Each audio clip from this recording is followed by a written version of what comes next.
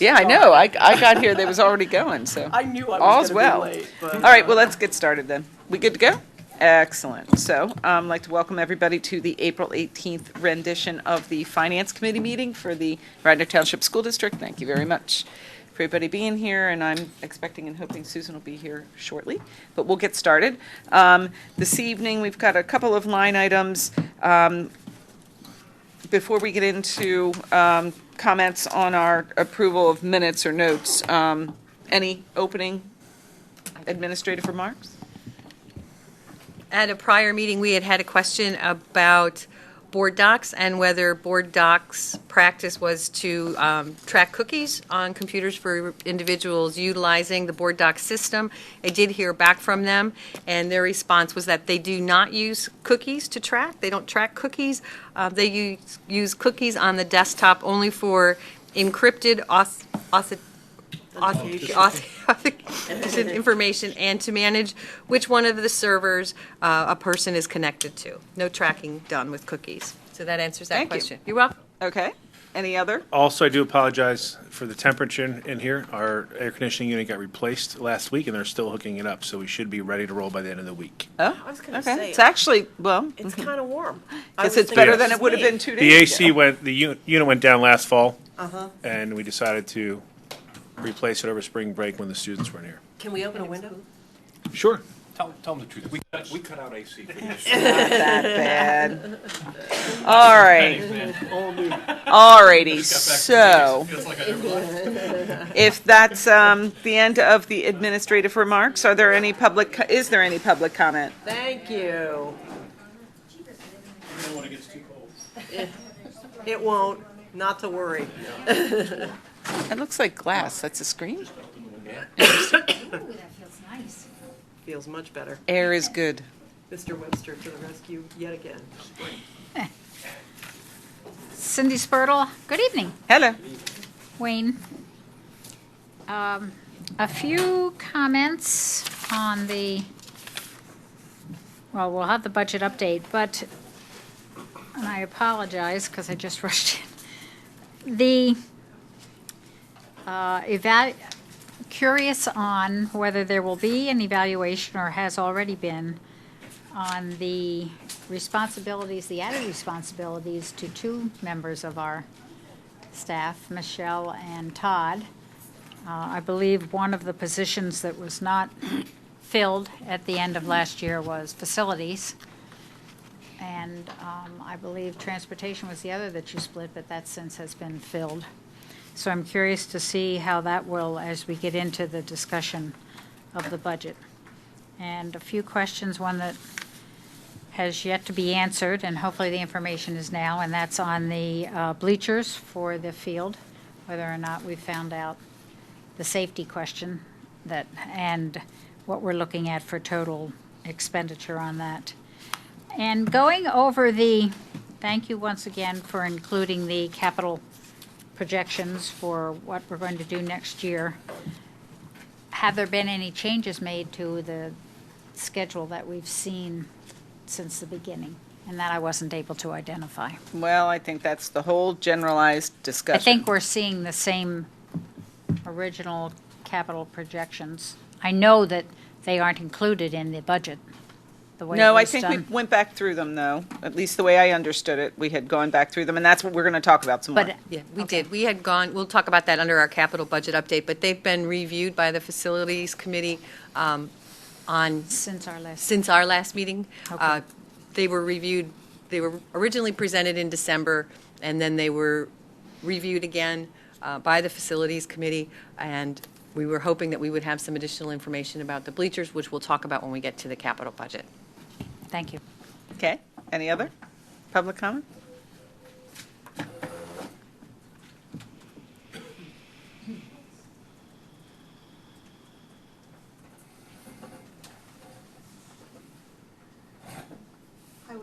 I would just, Roberta Winters, 326 Williams Road, I would just like to commend the board and the administration for continuing to look into the substitute teacher policy. I think that's very important, not only for the students, but also for the district to maintain quality education in the big picture. And I was just wondering if, in looking at some of the data, it looks like the secondary spots are the hardest to fill, and I'm not sure if that's the case, or maybe because they have more teachers, so it looks like their vacancies or absences are more unfilled.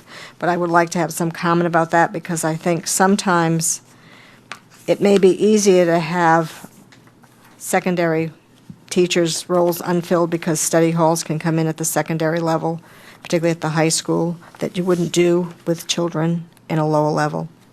So, just wondering, because study halls aren't always productive at the high school. Not always. Any other comments? All right, cool. All right, so any concerns or issues with regards to the notes from minutes from last meeting? All right, I'll go with that. Excellent. That brings us on to the first topic, which is the budget update.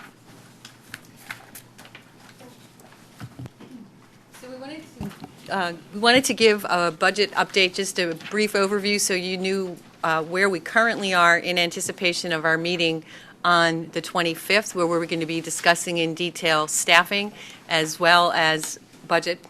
So one of the things that administration's been working very diligently on is trying to get the draft budget from December, which had a shortfall of $1.5 million, to be balanced or as close to balanced as we possibly could with all of the known factors that we have at the current time.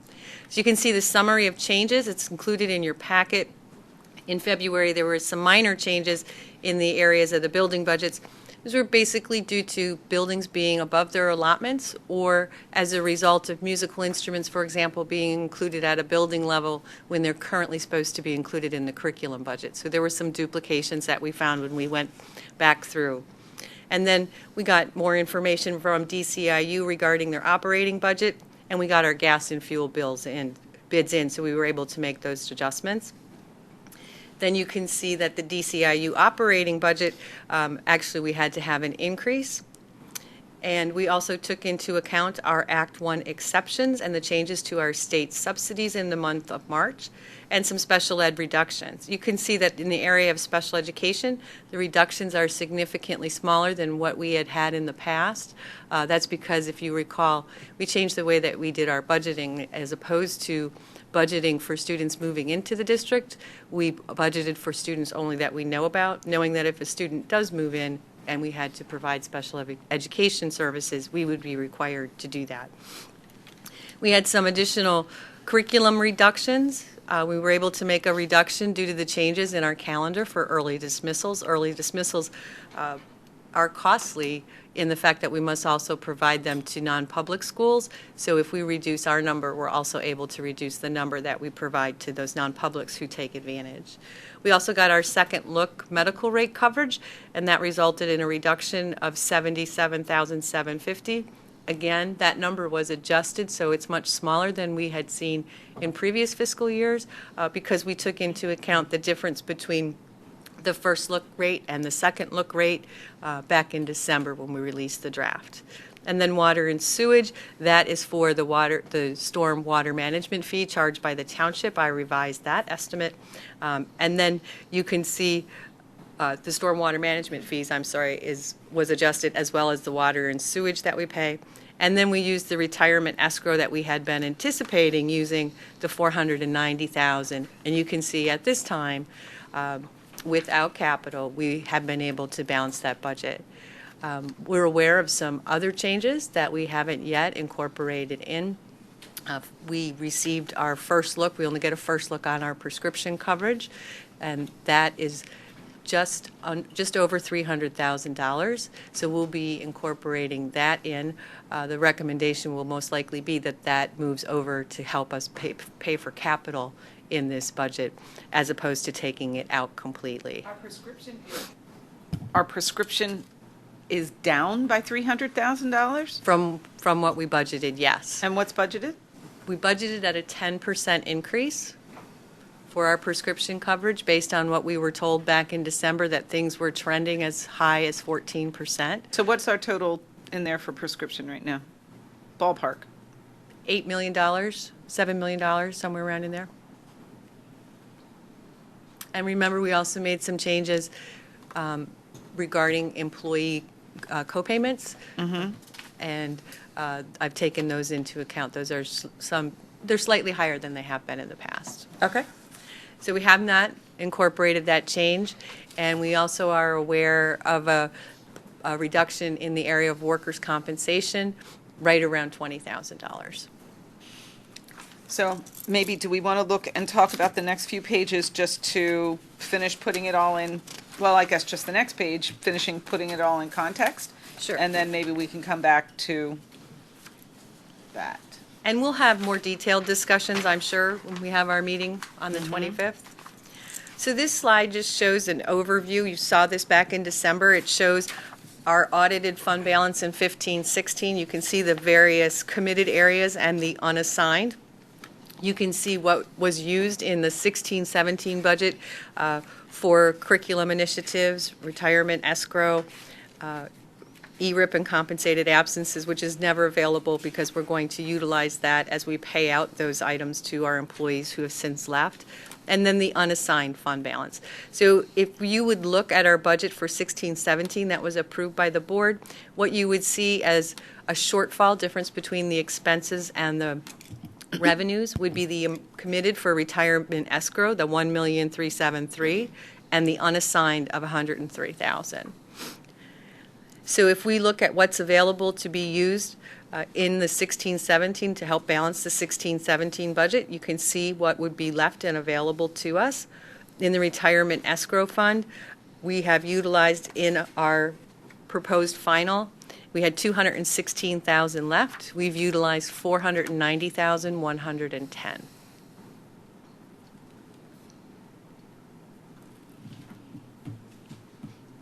And the items that are sitting there for the capital? The items for capital, the money's been committed for capital projects. It has not been identified for specific capital projects. So it's in a bucket called committed for capital projects, but there's been no specific projects assigned to pay for that $6 million, or to utilize that $6,070,000. Okay, so it's just sitting in a fund balance location, but it is Correct. not, there are no outstanding Requirements. requirement, calls on. or it's not encumbered in any way. It's not encumbered in any way. Anything that is encumbered is over in Fund 32, and we will see that when we look at our capital plan. Okay. So, I mean, I guess I just want to make sure to go back to the page we were on with regards to the budget, just kind of hit the major highlights. Thank you for the update. And just for clarity, to make sure we're all on the same page, even coming in at the 1.5 million where we were still with the deficit, that was assuming full index.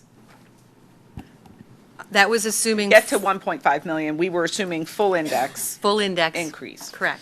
in millage. And then, in order to get down to the zero number, we are taking all the exceptions we were allocated, or that's what this is based on, is that the board would need to approve use of all the exceptions we were allocated and the use of the PSERS 490,000, which we had planned in our burn down rate, but I mean, it is utilizing, which is truly part of fund balance, as you just showed us on that other page. And that there's no CapEx in there. Now, you may have some upside or positive, let's just call it, with other modifications coming in. And next meeting, which is next week, we're going to be talking about staffing overall for the district, right? And so, I mean, I guess that could be upside or downside, depending on how that plays out. I mean, and right now, I mean, with staffing, what you'll hear next week in that staffing report, based on some small variations, we're looking at a pretty fairly consistent when it comes to our teaching force. We're looking at fairly consistent to what we have this year. So it's Okay. not a big surprise there, as much as we've discussed talking about the understanding of this is what we have, and these are our class sizes in the different levels and that presentation. Okay. So, I mean, I guess I appreciate the work that you guys have done to get us to this point. And knowing that we said we'd have to potentially pull those levers of using all the tax, fully allowed amount of the tax, plus exceptions, plus the use of the PSERS. Obviously, we still have an issue with CapEx, but maybe there's some dollars that we should put there. But I guess I just want to make it clear, And this is your first year, so your first 6 months. So quite frankly, First 3 months. Not quite 3 yet, Well, by the time but who's counting? Nobody's counting. But by the time we approve this, it'll be darn close to 6. And I guess I just want to make sure, and Susan and I talked about this briefly today. My perspective on this, appreciate all the work that you've done. I am wholly uncomfortable, even the idea that we are stuck because of where we were with decisions that were made in prior years. Incremental programs, incremental staffing, incremental spending across the board set us up for the foreseeable future having to go to the max in using taxes, exceptions, and the use of fund balance to make ends meet. And I guess to some degree, we're kind of held hostage to that at this moment in time, because those really difficult discussions about programmatic changes or things like that really are needed to move this needle in a measurable way, we didn't do this year.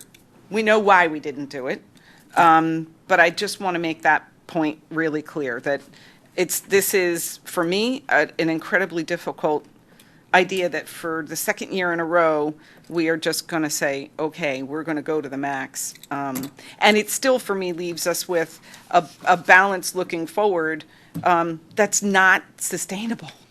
Yeah. How often will we be able to go to this community before there's a revolt that we're increasing taxes to this level and not coming up with substantial changes to our cost structure? And that, for me, is the bigger challenge. I just wanted to express that. I knew this is where we were going to be, right? We all talked about that. It's just, for me, something that I don't think we can lose sight of. I have to concur with that. I think the idea that we still have a cost structure that really is too high for a comfortable, sustainable future for the district. And, you know, again, I mean, I agree. I think it's wonderful that you were able to pull this off and get this to a point where we're essentially balanced for this year. But we all know we're a contract away, or a shock away from, something will go wrong. If it doesn't all go perfectly right, something will go wrong, and we're going to have to address the cost structure in a more deep and focused way than we really have so far. I don't think that's news, but I think it's important to keep in front of the discussion, as Patty just said, because she's right.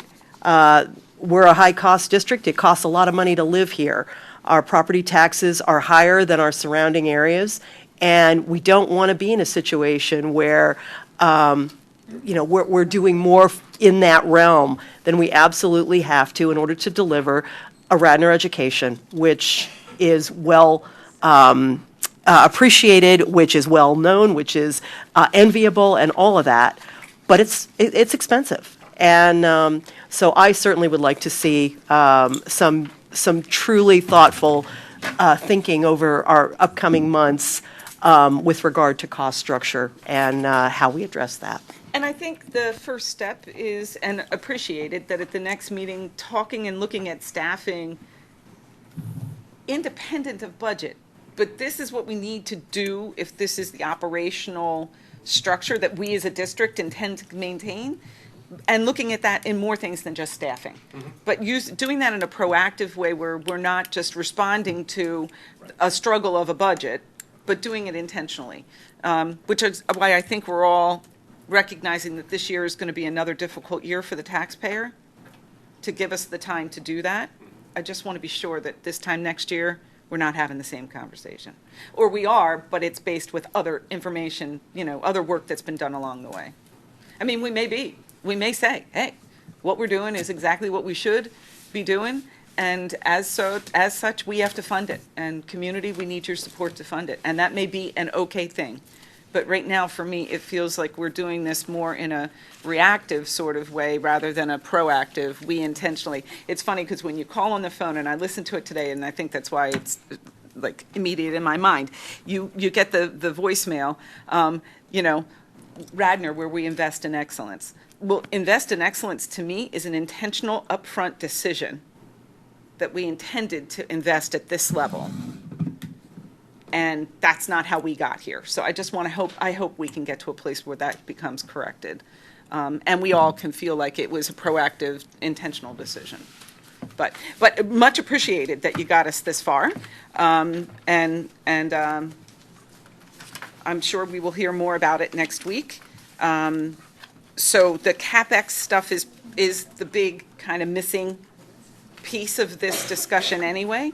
So maybe we could just move on to that piece and we'll come back to budget discussions. Yeah?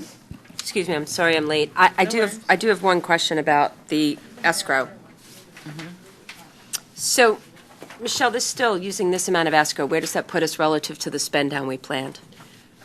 The 490,110 is exactly what we said we were going to use in the spend down plan. That does still leave money left in the retirement escrow when we're completely done utilizing it. Right. So we'll On the have- 5-year spend down. Correct. Yes, that's what I thought. I don't necessarily share all the perspective about the budget that's here, but I'll wait till next week to elaborate. And if you remember, in 16, 17, we looked at the spend down plan and we decided to increase the amount that we were going to utilize. I can't remember exactly what the numbers were off the top of my Right. head. I think it was like $1,000,007 and we ended up using $2,000,003. So, Right. so. Okay? Thanks. Cool. So let's talk about capital. As you had indicated, the Facilities Committee's already done some work on capital. They've done a preliminary review, so I just want to bring your attention to up at the top. This was reviewed and revised in January when there was some discussion by the Finance Committee and the Facilities Committee to go back and look at the projects and truly identify the ones that really were safety concerns. So meaning that they absolutely needed to be done or someone would get injured or something like that. So on the front, you can see this very first page. It has a summary of all the various buildings, what we had spent year to date in 16, 17, and then the 4 years going out of capital projects identified for that various building. Todd and I had gone back and met with the various building principals and head custodians and maintenance people to look at the buildings to see if there were some things that we could move to future fiscal years. So this reflects anything that's been moved to a future fiscal year. And it also identifies things as priority 1, which is safety, and then building integrity. Building integrity means that we felt that it needed to be done in order to maintain the integrity of the building. So sidewalks, partial replacements, some could say that is a safety issue, but they might just be in bad shape and need But to it's be not an patched. imminent safety. So that it's when not. we say number 1, safety, we truly mean bodily harm if we don't take care of it. Correct. Or Possible. harm Possible. to the Or harm to the district. district in As- some way. Yeah, okay.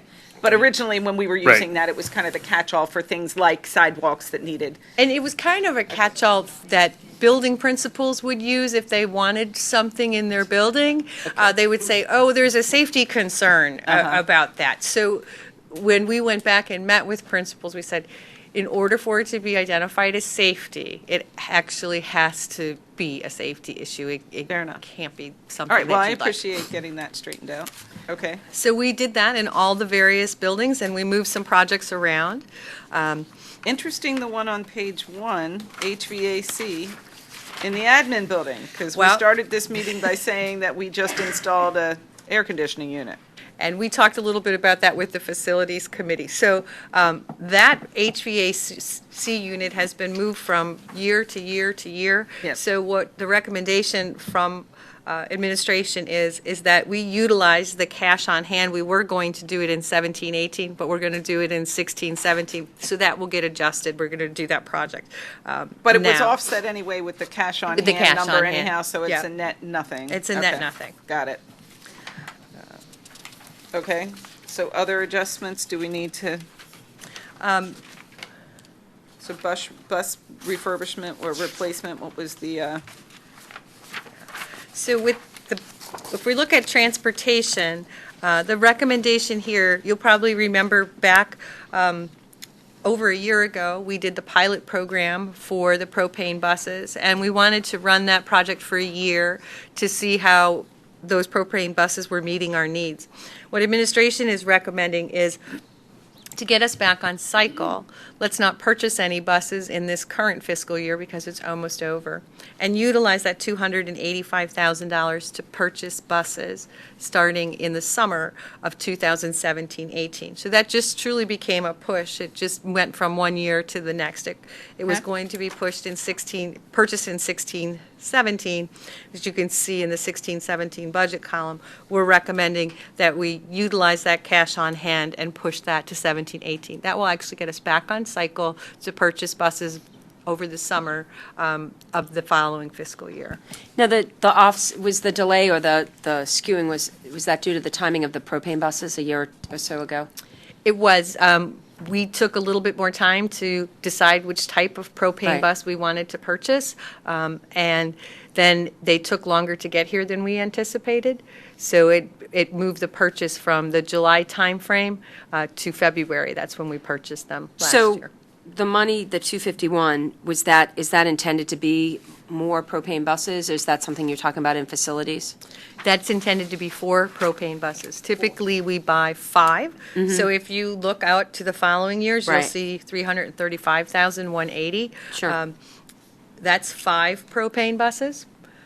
And Well, so 5 buses, and we're going to now make them propane, or, when Mr. Hearn came to facilities to give an update, his recommendation is that we continue to transition our fleet over to propane when okay, so the possible. bump up of the 80,000 there is to buy a 5th propane bus. Whereas the year we switched to propane, I think we only bought 4 that year to keep to keep the dollars the same. Correct, that's exactly what we did. Okay. We will still need to have diesel buses. We're not going to go away from diesel buses because right now we've got some routes that are too long and the propane buses can't be utilized on Okay. on those. So we will still have a need for some diesel buses. So how did it work to not actually end up putting new buses in the fleet this year? Because, you know, when that bus replacement got started years ago, the intention was that we should always be replacing buses so that we're never in a situation where we have a large number of buses that need replacement. Well, all we did was push a purchase one year, so it didn't have A huge effect. It didn't have a huge impact. Okay. And we do have mechanics on staff, and our buses are very well maintained. Even when we are taking a bus out of the fleet, the normal fleet, it typically becomes a spare bus. We'll keep some of those buses that we're removing, and we'll utilize them as spares. Okay, that's and, fine. and then we'll sell some of our older spare buses. All right, thanks. Okay. Okay.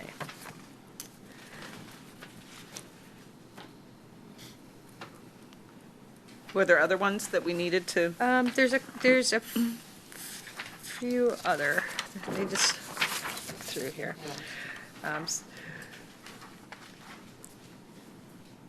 So at Wayne, we've moved everything but the gym door replacements. There, if you would go back and look at February, we did move some, or December, you would see that we moved a lot of things into 18-19 and 19-20 so that we could do the gym replacement doors. That's really the only thing that we feel has a safety need over at Wayne.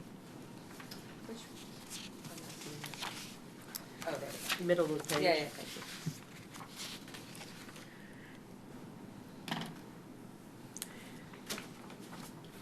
Actually, thanks. I'm actually not, where are you saying gym replacement doors?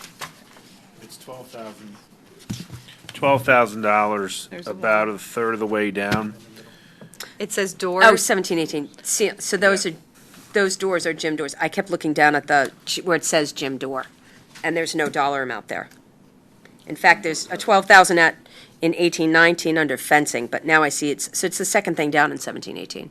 But those are gym doors. Those are gym Okay. doors, yes.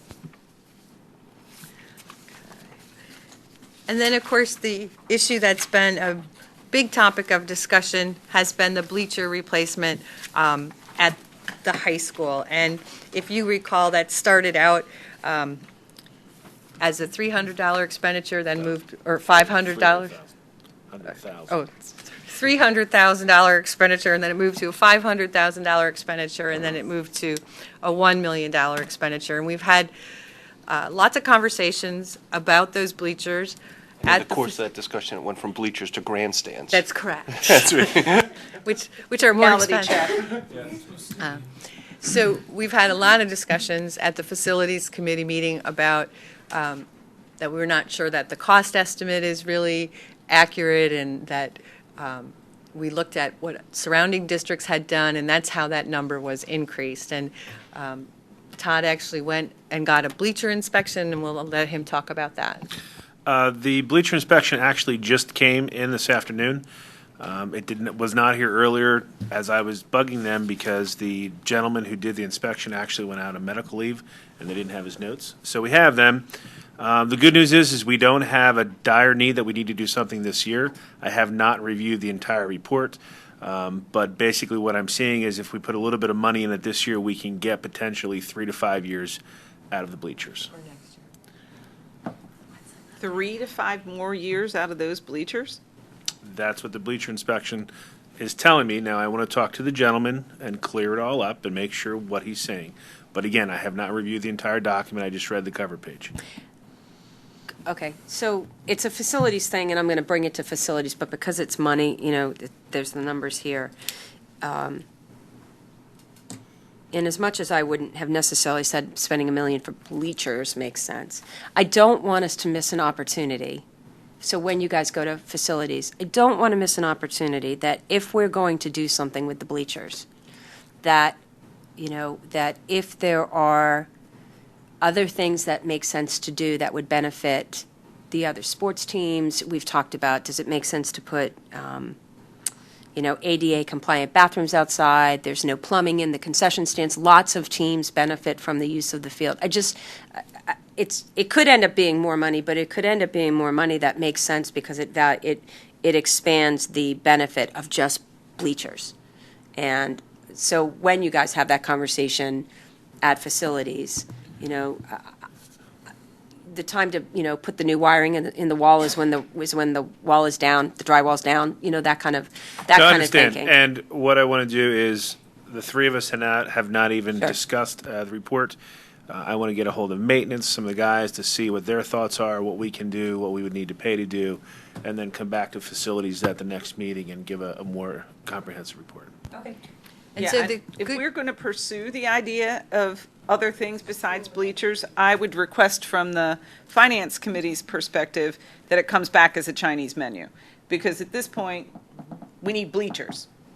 While I respect that, if the wall's open, but the bleachers are over here and the stations are over, or the snacks stands, the concession stands are over there. They're completely independent from one another. So I just don't want to, this should not be just a golden, ticket to anything that we need or want to do outside. Or maybe it is, but I'd like to see that be a separate discussion in and of itself, not just because we need to replace bleachers. I agree with you, but I want to ask the questions of what else makes sense to consider if we're going to undertake a large project, like replacing the bleachers in the field area.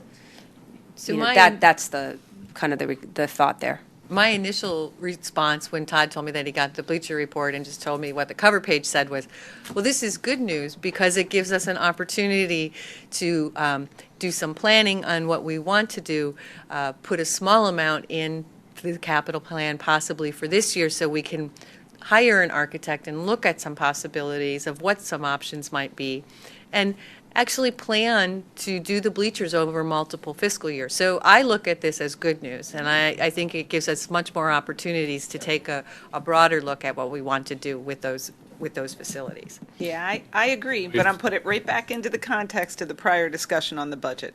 Yeah, Because we are already in an unsustainable budget. right. But in context of the bleachers, we've already talked about everything that you guys have brought up. I mean, we've already talked about that, and that this is good because before it was kind of, A rush we were job. thinking, it was a rush job. Yeah. Okay, let's see what we Yeah. have and Yep. either replace what we got or try and figure out the options we can go as fast as we can. But now that we have time, and like Michelle said, now we were kind of musing before, it'd be nice if we could spread it over a couple of years. Now we can. which Yeah. is the Well- good thing. Plus, we can also get the. We had talked about bringing in the booster clubs to kick in a little bit, and now we've got time to get them ginned up to kick money in. Well, and- instead of saying, hey, you've got 2 months to. Yeah, well, and I guess my question is, does more time give us more price flexibility? I mean, is $1 million the price because we need it now, or is $1 million the price? Oh, $1 million was just an estimate. That was a shot It in the wasn't dark. We figured out. anything. Yeah, it was, Yeah, Okay. That was, No idea. That was a placeholder. So it certainly gives us time to shop around, and we have very sharp pencils when we do that. That was put in with because taxpayer dollars. that was what some other district paid, right? So that was just what. That was Ridley. Yeah. Ridley was 1.2 million to put theirs in. anything else Yeah. needs to be done. All right. Again, I'm back to the prioritization discussion, but we can let the facilities committee do what they want to do with it, and we'll come back. So if I do quick math back of the napkin, the number one issues that we've highlighted are roughly $100,000. If you pull that million out for the bleachers, it's roughly 100,000, and you've got a couple of other minor items in there, so what you're saying based on that last page is, as of today, if the million for the bleachers is put to the side, we need $117,768 to fund the items that have been identified, whether they're ones, twos, or threes, for 17-18. Correct, but we will probably need more than that if we're going to do some planning with the bleachers. We'll need to budget for the repairs. We'll need to Right. budget for the repairs to the bleacher, and then I would also recommend that we budget some money for some engineering so that we can start to investigate what the actual cost of that project is going to be and what the scope is going to be, the Chinese menu. Okay. So, but earlier you had mentioned that you thought that we were going to have $300,000, so favorable on the prescription side of things, which means we may have enough within that to fund these other items without making any other changes, without finding other cuts, because we've already maxed the, or use of fund balance. Well, I think if when I look at this budget, based on the fact that we have that 300,000 and we're already budgeted now, that gives us flexibility to say, maybe we're not going to use all of the Act 1 exceptions that were granted, or perhaps we're not going to, utilize as much of the retirement escrow, although I would not encourage you not to do that. We do have a spend down plan for that. But we have to get $117,000 in there somewhere. We do, which But we already know What that about we the could- 6 million? You could utilize that 6 Oh, million, yeah, but we that's already fine know then. we have a savings of 300,000 for our prescription. That's already built into the budget that we just looked at. No, it's not. It currently is not built into that budget. We just found. But the 8 mil, no, but I mean, the 8 million, the favorable side of it being that it came in lower, right? Right. So if you plug that in as another line item on this list today now, we would be, with leaving everything else the way that you have it here, we would have $300,000 To the good. to work with, to the good, to work with on either capital or using that to reduce some of these other Correct. numbers. Okay. Or the budget thing that I mentioned last month that I still think we need to talk about is kind of some of the educational realities of some of the reductions we made last year that maybe we should be putting back in. So next week's we budget are going conversation. to hear all about the Yes. staffing, which I think, and maybe we talked about it briefly during curriculum, which is why you didn't hear it. Was Correct. you think we're coming in largely at a Status neutral, quo. a status quo. Correct. We have developed, a maintenance budget, and there's always, at the high school level, there's some nuances based on kids and signing up for different areas. But for the most part, we're looking at a normal, maintenance budget when it comes to staffing. And we're also, so next Tuesday, what we're doing is we flip things around. Instead of an executive session after, we're going to do an executive session earlier. We're going to have a budget workshop beginning at 6 o'clock at the Township Building. At 6 o'clock, we will have administrators there to discuss not only current staffing, and again, I'm sounding like a broken record, but it was a curriculum, we talked about it, to develop the foundation to get us into this practice every year. of looking at what are all the, not only just the teachers, but all the staffing, both looking at every building, including the district office as well here, looking at our staffing, looking at class sizes as well. That will be part of the presentation. Part of the presentation also is we're looking at what were some of the cuts that were made last year and what has been the impact of those cuts that were made last year will be part of that. So that's going to happen. That's going to begin at 6 o'clock. There's a lot of information in that. That goes from 6 to 7, and then we have the board meeting at 7 o'clock. The plan was to really look at that the whole night, though, to be focused on the budget. Yes, there's other things that's, 7 o'clock, we will go into the formal board meeting, but if we're going to continue that budget discussion into the board meeting at 7 o'clock, and we're going to limit, I've only been here now 2.5 months, and I already asked people to limit my remarks. I'll tell you, quite feedback I'm getting. So no, but I will limit. I'm joking. I'm don't. good. No, I am going to limit. We are going to limit some of the normal recognitions we do. Just To because focus on this. so we can focus on this, because we know in that hour is not going to be enough time to get through everything. Okay. And we have administrators there who are going to present, and really we're allocating about 10 minutes for each level to go through what is going to be a lot of information, but is what's starting a discussion that we're going to be having, each year, and hopefully not right before we do the budget in future years as well, as part of the plan that we want to develop for future years. All right, excellent. Okay, then I guess that's all we need to do here on capital, unless anybody has any other questions or? No, I'm just really glad to hear that because, before I got on the board, it was, from the public's point of view, before I got on the board and since I've been on the board, it was like we did some big initiatives on a lot of things and the budgeting seemed to be like, okay, now we're in a hole. It's the old joke about the economist who falls in a hole. How does he get out? Assume a ladder. So, it was just all these initiatives and no Budget. out plan for it. So I'm glad to hear that, we're getting back to that, which is good. And I'm looking forward to the bleacher report also on facilities. So. Okay. All right, we're going to leave that discussion with the glimmer of hope that we don't have to replace those bleachers for a couple of years. That would be nice. Okay. Next topic was back to our discussion about where we are with substitutes and how do we do in March and projecting our way forward. What do we think we need to do? Sure. The first page shows you the absences per building. The second page breaks that out a little bit, shows you that we had an 85% fill rate. So if you go to that third page, that's a good thing because last year we had a 65% fill rate for March. So we are steadily increasing.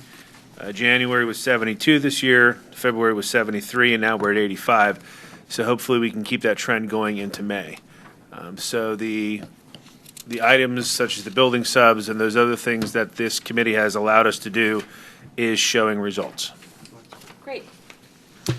The absence summary, though, when you do see that, you are going to see a drastic increase for March compared to last year. I know when we were at the meeting last time, I was asked to look into if there was anything specific. I really couldn't determine if there was a flu going on or those type of things, but we are starting to watch it more closely for April, and right now we don't see any flus or those type of things happening that would increase absences.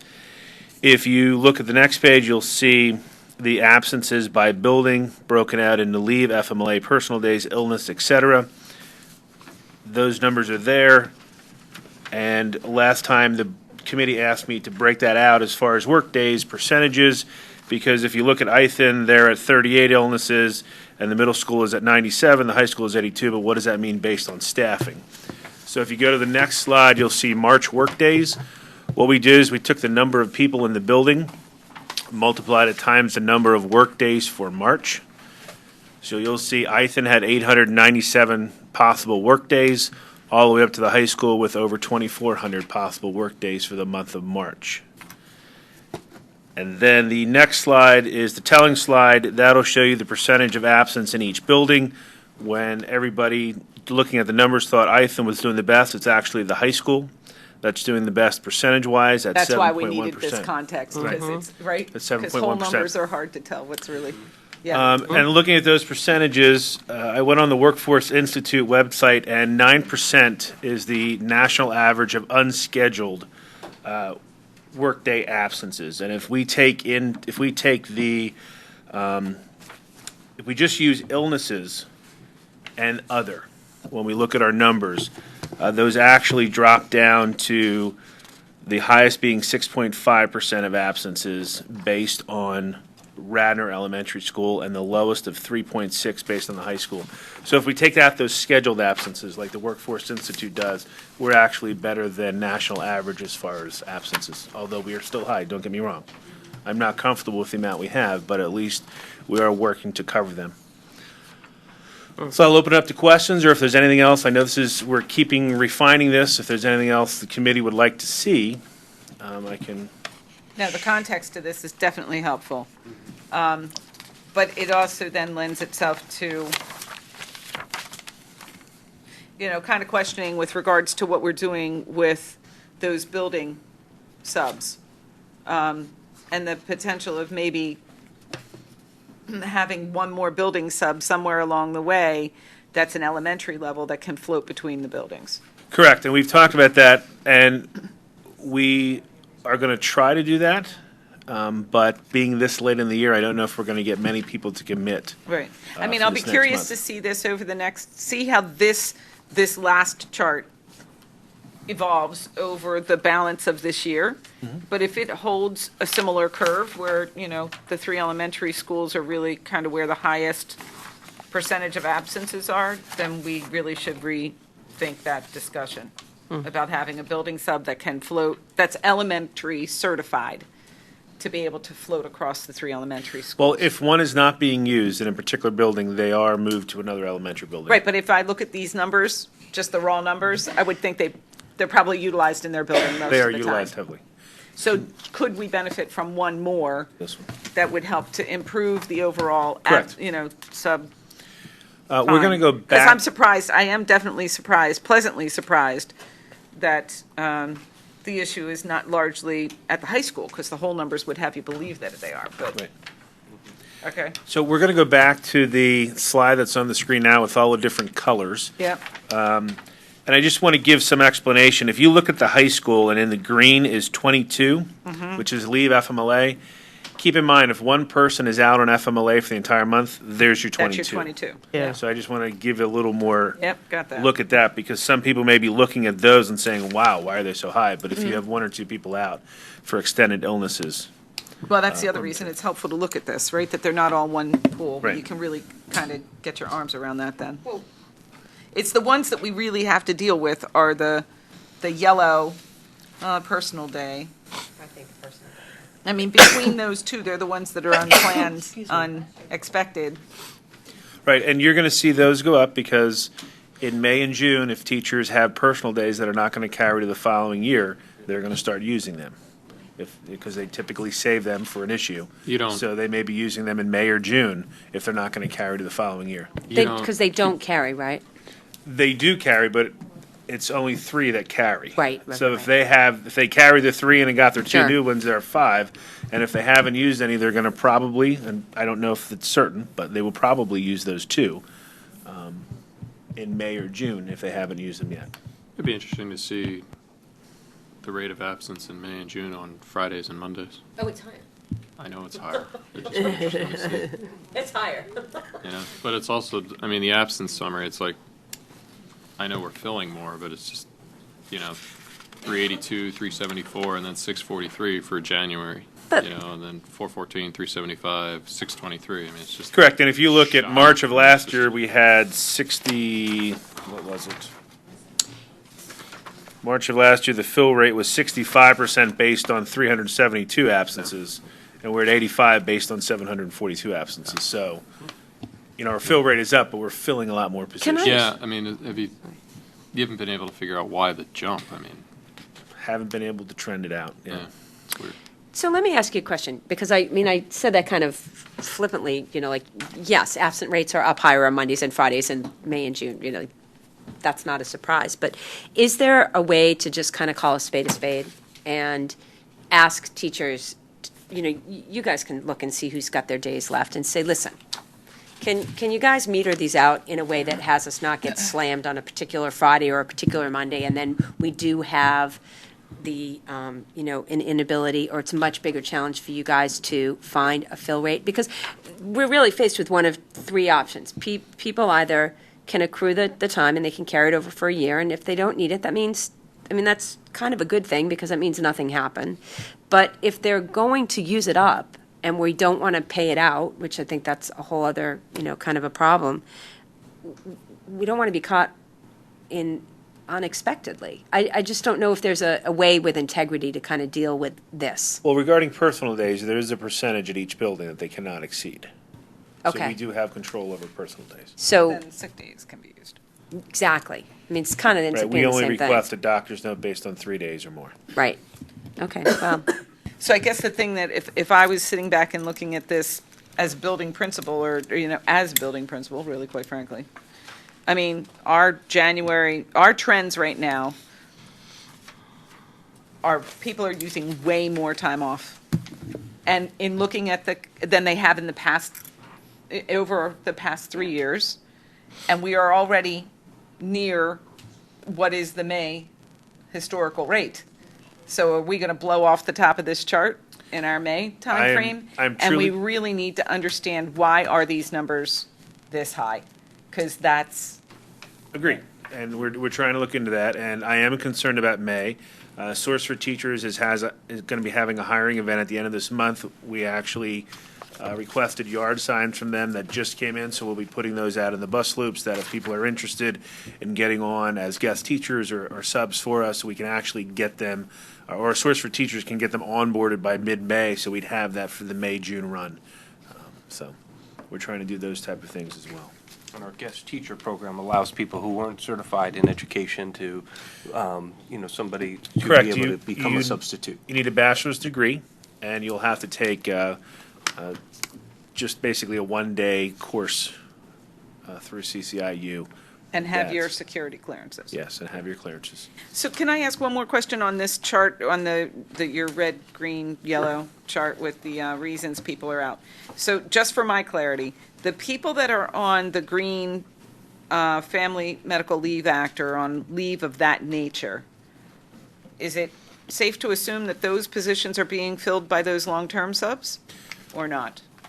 They can be filled by the XPDs, Uh-huh. which is 15 or more, or LTS positions, depending what it is. Oh, okay, but that's not coming out of the daily, typically coming out of the daily sub rate that we're, Typically, they would not if it's leave or FMLA, because FMLA is And federal it's- law, yeah, right? right, You know, it could be a maternity where, well, if something happens prematurely or whatever, then you're caught surprised. But otherwise, those would, by large, would be, I would say the majority of them are filled by the same person for the same teacher.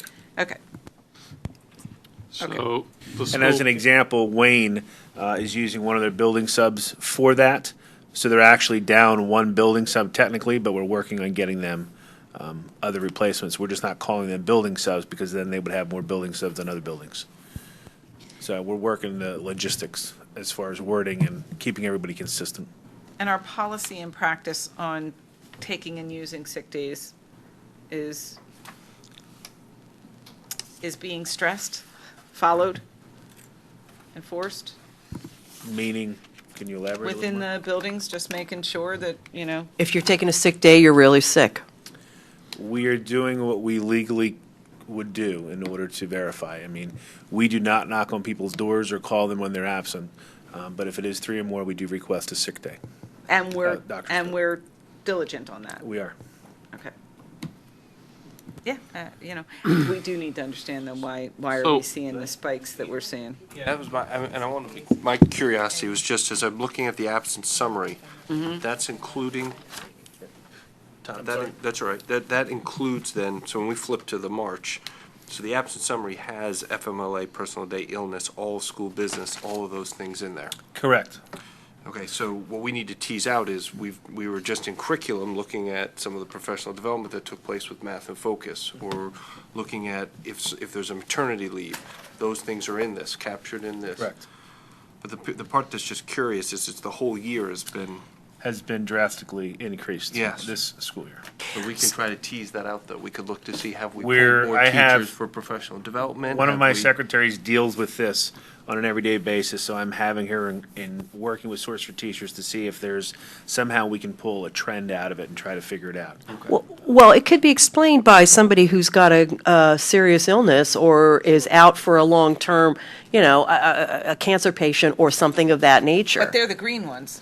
Are they, or, It'll be yellow.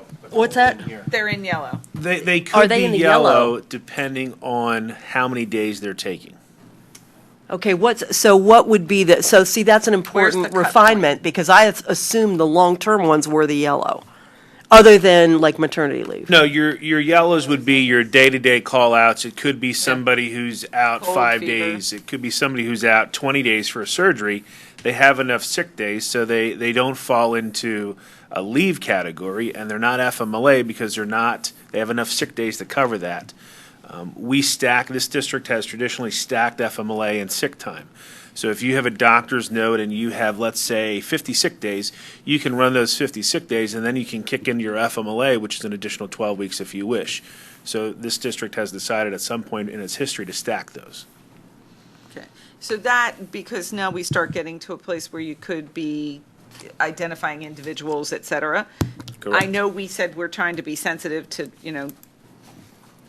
manage what we can this way, but seeing what you're seeing there, then Ken, you'll work internally with the group to really look at those peaks and try and figure out what's going on there. And if it can be explained by something like that, you've got some heavy people in those yellow blocks, or if, it's professional development or whatever it might be, we need to understand it, because that will tell you what's going to happen in May, Yeah, or at least predict to some degree.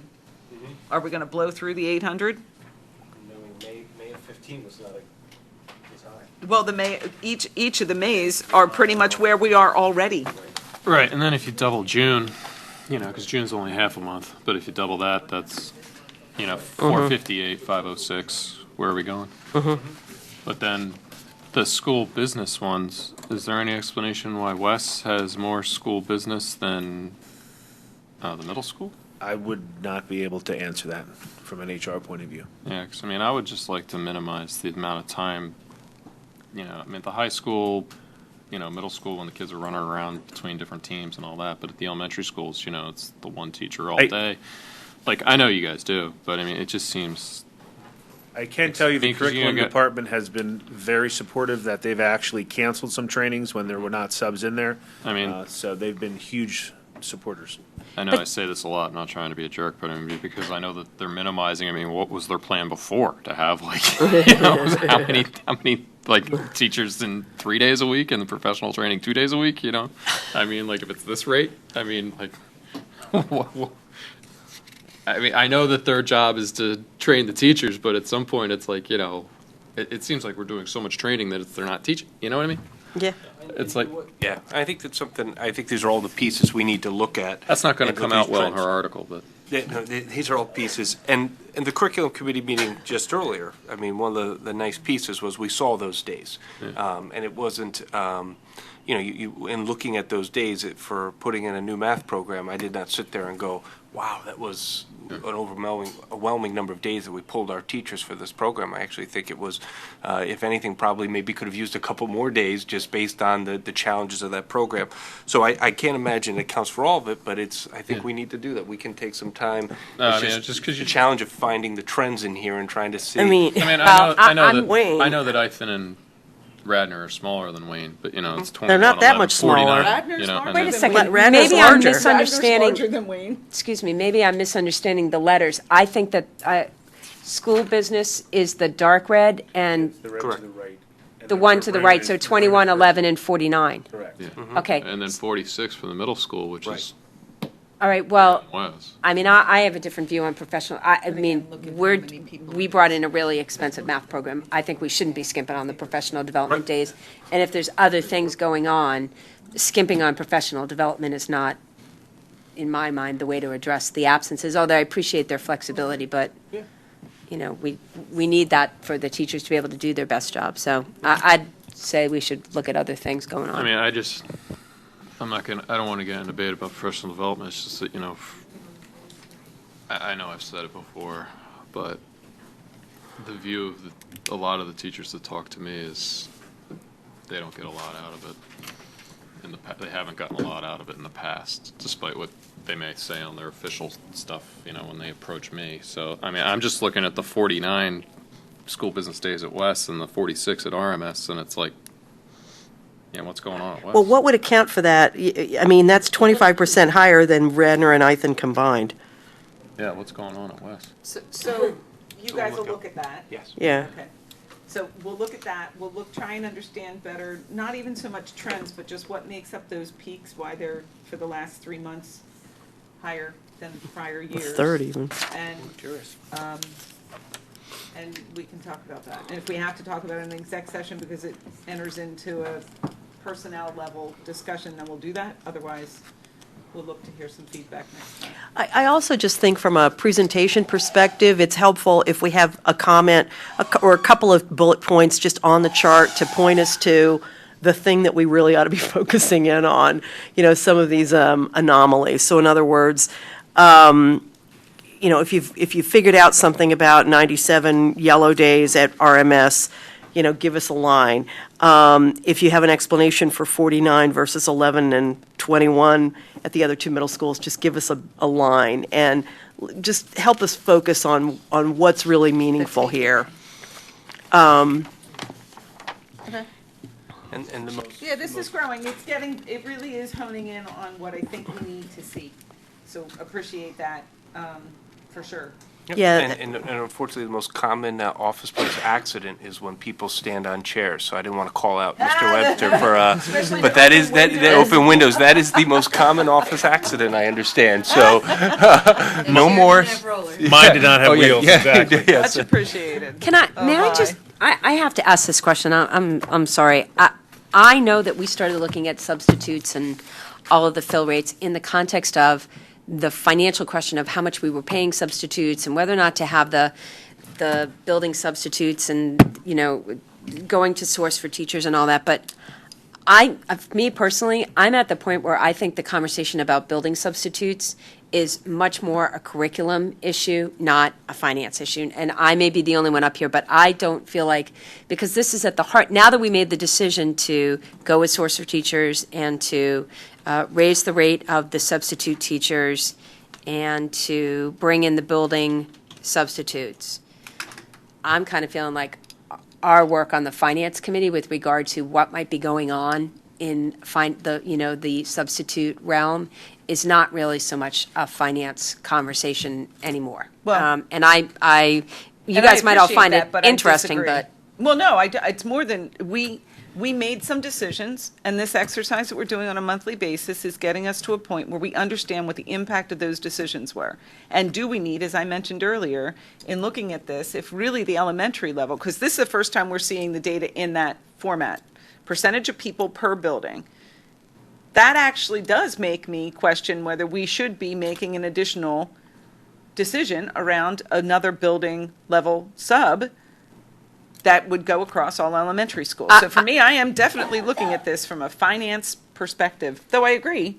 I guess it's certainly the in the could and weeds should about get all back the to- whys and wherefores is the part that I'm like, I don't know that that's finance, but, you know, that's just my opinion on it. Well, and I think that both points are good points. I think that it's nice to see that we made a decision to help with the building subs, and we can see that it's working. Right. You know, when it comes to the Yeah. fill rate. Right, So that is, exactly. That's good. that's a real positive. Yep. I think when we start digging deeper, it does become more of a personnel issue potentially. curriculum. There's no Yeah, or could have a tie to curriculum, but really could, it Probably becomes more personnel. Personnel. And, right. and we can make that decision on, Yep. on as we dig, that maybe it is an executive session, because it really does become a personnel, and we have to be careful about how we are identifying individual personnel. So Very both much so. points are well taken. I think I think that's good. I would also add that, to me, what I think is particularly helpful about where we've evolved, harking back to Mike's comment earlier about nice to see a financial perspective on some of these prior decisions where we didn't spend the time. I like the idea that we're looking at facilities is looking at facilities, and we're looking at facilities.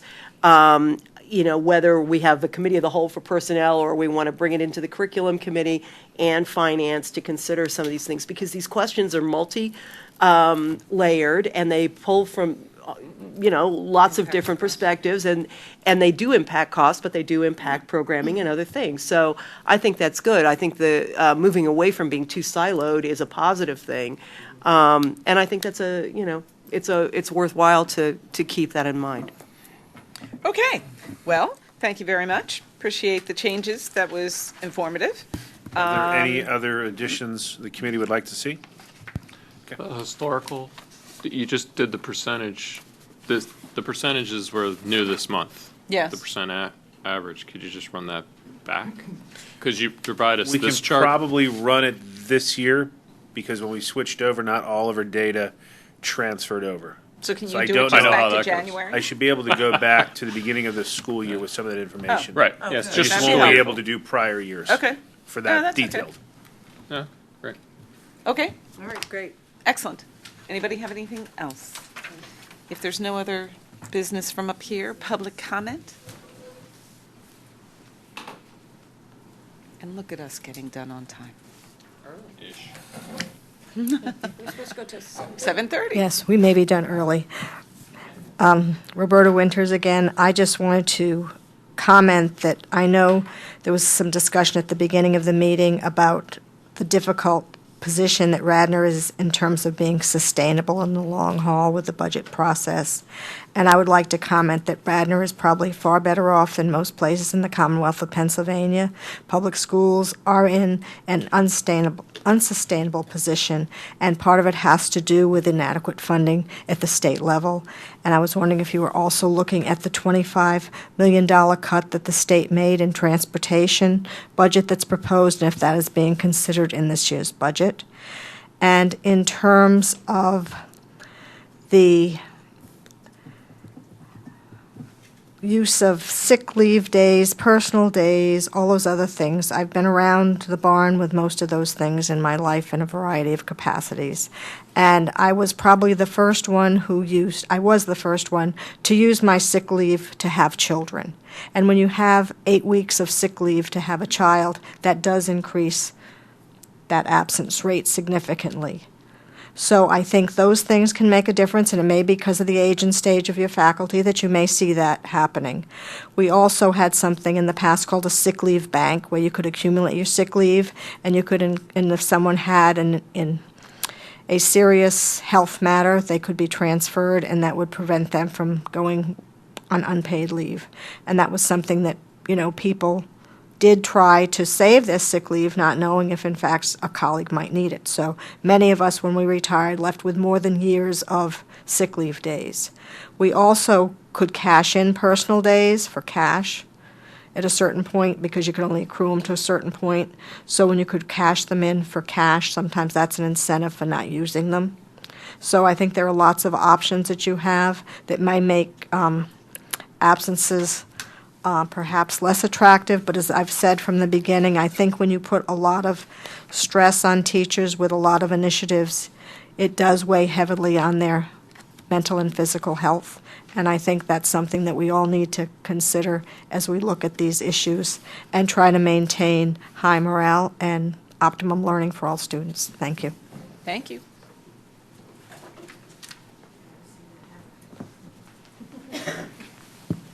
While Dan's sitting down there, just for clarity, in terms of our budget related to whatever's going on at the state, given that we get so little, money overall, percentage-wise, from federal or state. Our budget takes into consideration anything that's sitting up on Capitol Hill at this point in time. It does, including the transportation subsidy reduction. Thank you, which is where I thought we were, but since Roberta brought it up. Hello. Hi, Dan Webster. I have a couple comments first on the budget. Looking at first of all, thank you very much for the way you've laid this out, Michelle, in terms of where we started, which was the $1.5 million deficit, and where we are today. As you were going through these different changes, it didn't sound to me like there were a lot of hard decisions that were made to get to a balanced budget, which doesn't mean that you haven't thought about all these, but a lot of what you talked about was, well, we're going to end up getting more here than we had expected we were going to get, or this is going to cost less than we expected. It wasn't like, well, we went and we cut this or we cut that to get there. So in a sense, it feels like on the expenditure side, maybe we just got lucky or the budget was too conservative to begin with. And then on the revenue side, Patty brought it up, which we're going to the maximum in terms of tax increases. To the extent you get something else out of the prescriptions, that's great. Patty, I think you had mentioned that the CapEx, and this budget didn't include any CapEx, was only $117,000. I look at it a little bit differently. It's actually about $850,000 because there's a carryover from money that was, I don't know how you classify it, allocated for this year but not spent this year. Right. So you start at $850. There's money left over. Yeah. It's not new money, I'm with you. but on the other hand, there's $850,000 of projects that are in the budget, in the capital budget for the next year, and we talked about the bleachers, $1 million. There's a bunch of other stuff in there, and they're not all number ones or number twos, and I assume that they get talked about in the Facilities Committee meeting because they certainly weren't talked about in any detail here. We have a lot of buildings. They have to be maintained. It's an expensive thing to maintain a school district, and we don't want to get too far behind on the CapEx either, but I hope that just because something's only $20,000 that it's not getting somebody's scrutiny as to whether or not it really needs to be done. The other thing in terms of the budget is the stabilization fund. We're using $490,000 this year. I think there's a couple $1 million currently in the budget, or next year we're using $490. I don't know if anybody's looked ahead what happens several years from now when that's depleted. Fortunately, the percentages of payroll, which the public should know is around 32% of all the payroll that we pay our teachers and staff gets funded into the retirement system. So if somebody makes $100,000, there's $30,000 that we have to fund for their retirement. That's stabilized now, that percentage, but I've not seen anything that says it's going to start to go back down to the 4, 5, 6% it was not very long ago. And I just wonder, once we no longer have the stabilization fund to use to help make up that very large payment now, are we going to hit a wall and there's going to have to be some huge tax increase just to continue to be able to fund what's already built into the budget? My last comment is, in terms of the absences, I'd have a lot of comments on this, including some comments to what Roberta had said, but let me just leave it at this. I think it does definitely belong in the Finance Committee. This is, if the national average is 9%, and I couldn't tell, Todd, on your last slide what the overall, I might have missed it, what the overall percentage is for Radnor, but it sounded like we were around what the average is of 9%. Our total payroll, retirement and Social Security cost is roughly $60 million a year. So if we have, call it 9% of that staff time being out on absences, that equates to about $55 million. Now, you're never going to get rid of all the absences, but think about it as 5.5 million. 5.5. 4 million, yeah. Okay, yeah. Every 1% reduction is $500,000 or so. So it's not like this is an unimportant financial thing. I'm sure there are curricular issues too, and believe me, I hate it to hear that, oh, this teacher's been out for 2 months and we have a substitute that's not doing anything. You know, that's just a terrible thing. It's a disservice to the kids when you hear things like that. But I think there's definitely a heavy fiscal aspect to this issue, and I appreciate the time that you're spending working on it. Thanks. Thank you. And there were a couple of things in there that I'm sure we will loop back on when we have our budget discussion next week and in our final deliberations on the budget. And I can just tell you that the $20,000 thing, I mean, there's $25,000 in there for sealant. I had the same thought you did, facilities committee that I'm on. It's like caulk, but it's, the sealant for the outside of the high school for the bricks and the, what it's made out of. So we are looking at that kind of thing at that level, like asking what $25,000 for sealant is, it's actually. At the facilities committee. Yeah, at the facilities level. Because you're on the facilities Because I'm committee on as well. facilities, yeah. Yeah, so they're So going down to we are that. scrutinizing things like that, like door hardware and stuff. But the one thing I will kind of clarify too, the 800,000 or whatever that number is, the CapEx number is not included in our operating budget. It never has in Radnor. It's always been an outside number that's always an add-on to the standard operating costs for the district.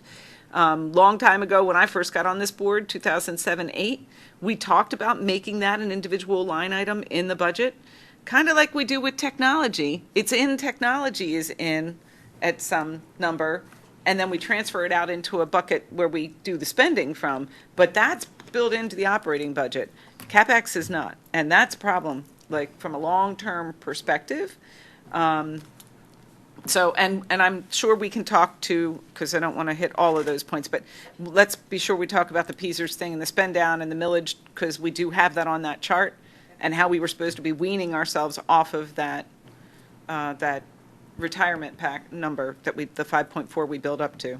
And the Finance Committee spent a lot of time deliberating that. Looking at that and trying to make sure that when we got to the point that we were weaned off of that retirement escrow fund, that we would be able to maintain through the current tax The dollars. millage should have been built up The millage was to being built support up it. to support it. with a clear understanding we did not expect it to go down. Correct. But how does the millage build up if we are? Oh, if we're spending it on We're something spending else. it on something that's else. That is very clearly the problem. That's why. That's the Well, I cost love the structure. idea, That's the long-term but cost structure. That's issue. exactly right. Which is why, like, the idea of having a new concession stand is awesome. You assume a lot. But Talk about that in a lot more detail at our meeting on the 25th, or if we don't get to it, then we can talk about that later. But one of the things that we did as a finance committee is we looked at how much we would need to pay over and above what our millage generated, and we said, okay, we're not going to fund one penny more than that. If we needed to fund $750,000 and our millage under Act 1 would only generate $450 or $490, that's all we were going to utilize. And Right. we'd have to come up with the difference elsewhere. right. And that is the way to, over time, be able to build that in. There's no other way, because you guys are right, regardless of how we utilize it. Okay, all good points. Anybody else?